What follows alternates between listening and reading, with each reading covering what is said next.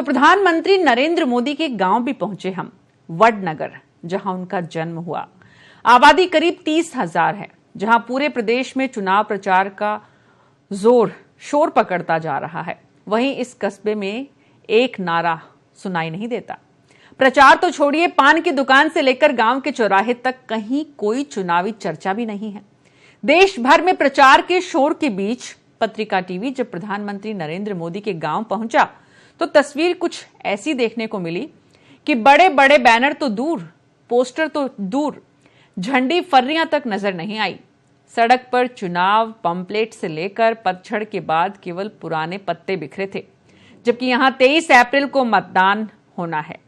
कस्बे वासियों के कारण पूछा तो जवाब मिला, मोदी का गांव है, यहां प्रचार की क्या जरूरत। प्रधानमंत्री नरेंद्र मोदी के गृह जिले से देखिए हमारे वरिष्ठ सहयोगी जोधपुर के एडिटर आशीष जोशी की विशेष रिपोर्ट। लोकसभा चुनाव 2019 के लिए 2 चरणों का मतदान पूरा हो चुका है।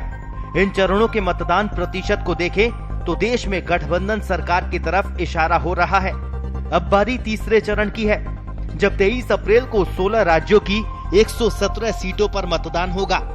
तीसरा चरण प्रधानमंत्री नरेंद्र मोदी और भाजपा अध्यक्ष अमित शाह के लिए अग्नि परीक्षा है, क्योंकि इसी चरण में गुजरात की सभी 26 सीटों पर मतदान होना है। 2014 के नतीजों पर नजर डालें तो बीजेपी ने यहां सभी 26 सीटें अपने नाम की थी। इस चुनाव में पार्टी के लिए यही सबसे बड़ी चुनौती है। जहां भाजपा के लिए सीटें बचाना बड़ी बात होगा, तो कांग्रेस यहां से जितनी भी सीटें हासिल करेगी वो उसके लिए बोनस होगा।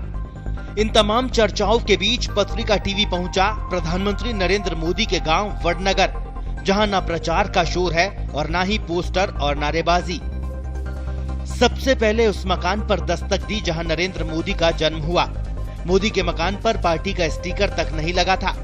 इस पूरी कॉलोनी में मोदी परिवार के कई मकान हैं।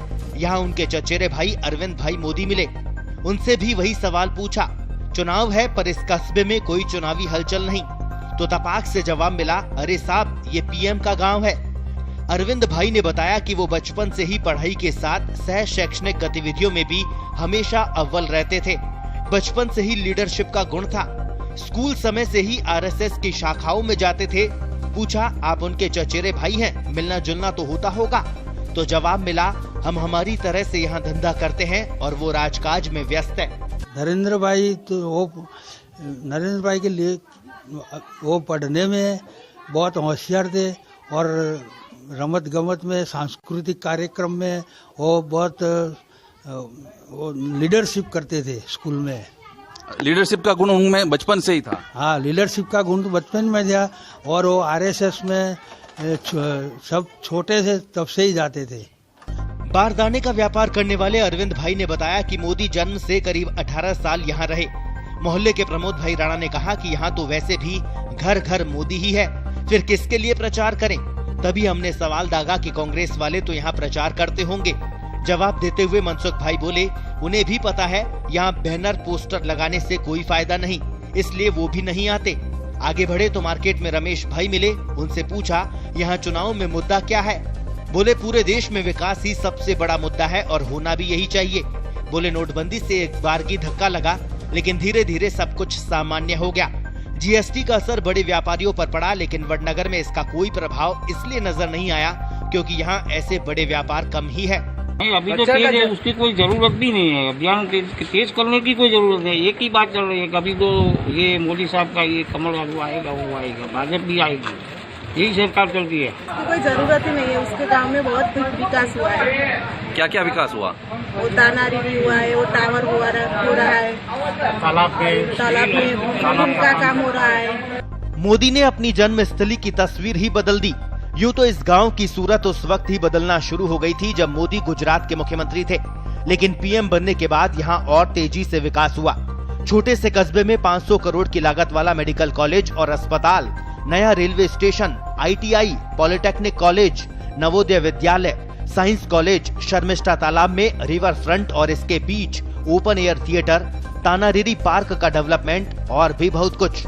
बचपन में मोदी जिस शर्मिष्ठा तालाब में नहाने जाया करते थे उसका तो पूरा हुलिया ही बदल गया है। गांव वालों ने बताया कि जब मोदी 11-12 साल के थे तब वो इस तालाब से मगरमच्छ पकड़कर घर ले आए थे। रोजाना वो तालाब के साथ उसको मित्रों के साथ आते थे और हमारे गांव में पहले ही सब लोग नहाने के लिए तो तालाब में ही आते थे, क्योंकि गांव में पानी की सहूलत नहीं थी पहले, तो सब नहाने के लिए सब बच्चे इधर आते थे। और पीने के पानी के लिए? पीने के पानी के लिए तो वो कुआं है ना, उसमें से खींच के लेते थे, कुओं का पानी। हाँ। अब क्या स्थिति है पेयजल की? तो भाई पानी सब घर घर आता है। किराने की दुकान चलाने वाले प्रवीण भाई ने बताया कि मोदी जब पीएम बने तो उन्होंने रेलवे का इतना बड़ा प्रोजेक्ट मंजूर करवाया। मेघा ने कहा कि दूसरे गांवों का तो पता नहीं, लेकिन हमारे गांव का तो बहुत विकास हुआ है। आगे चौराहे पर बीएन हाई स्कूल था, वही स्कूल जहां नरेंद्र मोदी ने मैट्रिक तक की पढ़ाई पूरी की। यहाँ टैक्सी चालक हितेश बारोट ने कहा कि जब 1.5 साल पहले मेडिकल कॉलेज के उद्घाटन समारोह में मोदी आए थे, तब घुटनों पर बैठकर इस स्कूल की मिट्टी को माथे पर लगाया था। तभी पास खड़े रमेश भाई पारेख बोले, उस वक्त स्कूल के शिक्षकों से मिले, अपने मित्रों के साथ यादें ताजा की। वडनगर के रेलवे स्टेशन पर विष्णु भाई ने कैबिन की ओर इशारा करते हुए कहा, साहब ये वही चाय की दुकान है जहां नरेंद्र मोदी के पिता दामोदर दास और वो खुद चाय बेचा करते थे। ये वडनगर का रेलवे स्टेशन है जहां पर आप एक चाय का कैबिन देख रहे हैं। ये चाय का वही कैबिन है जहां सालों पहले नरेंद्र मोदी के पिता और खुद नरेंद्र मोदी भी चाय बनाकर यात्रियों को पिलाया करते थे। मैं अपने कैमरा पर्सन को कहूंगा कि वो इसके अंदर तक की तस्वीर आपको दिखाए जो अब हालात है इसके। ये कैबिन है जहां चाय बनाया करते थे नरेंद्र मोदी के पिता और खुद नरेंद्र मोदी, जिन्हें बाद में चाय वाला एक प्रधानमंत्री बन गया। ये डायलॉग भी बहुत पॉपुलर हुआ। अब ये डायलॉग क्यों पॉपुलर हुआ, आज आपको वो हमने तस्वीर दिखाई है कि नरेंद्र मोदी की वो टी स्टॉल जहां वो चाय बनाते बनाते देश के प्रधानमंत्री पद तक पहुंचे। ये आप देख सकते हैं टी स्टॉल लिखा हुआ है। गांव वालों ने, वडनगर के जो कस्बे वाले हैं, उन्होंने इसमें नरेंद्र मोदी का नाम आज भी अंकित कर रखा है। साफ तौर पर आपको तस्वीर ये नजर आ रही है। ये है वडनगर का रेलवे स्टेशन और आप रेलवे स्टेशन की दूसरी तस्वीरों में वो भी देखेंगे कि यहाँ जो है कई तरह के विकास कार्य चल रहे हैं, इसका विस्तार कार्य हो रहा है और माना ये जा रहा है कि अगले 2-4 महीनों में जो है ये बनकर पूरी तरह रेलवे स्टेशन जो है अपने नए आधुनिक रूप में नजर आएगा। यहाँ करीब 2000 पुराना हाटकेश्वर महादेव मंदिर भी है जहाँ मोदी बचपन में पूजा अर्चना करते थे। वहाँ पंडित ने बताया कि अक्टूबर 2017 में पीएम मोदी इस मंदिर में आए थे। पत्रिका टीवी के लिए गुजरात के वडनगर से आशीष जोशी की रिपोर्ट।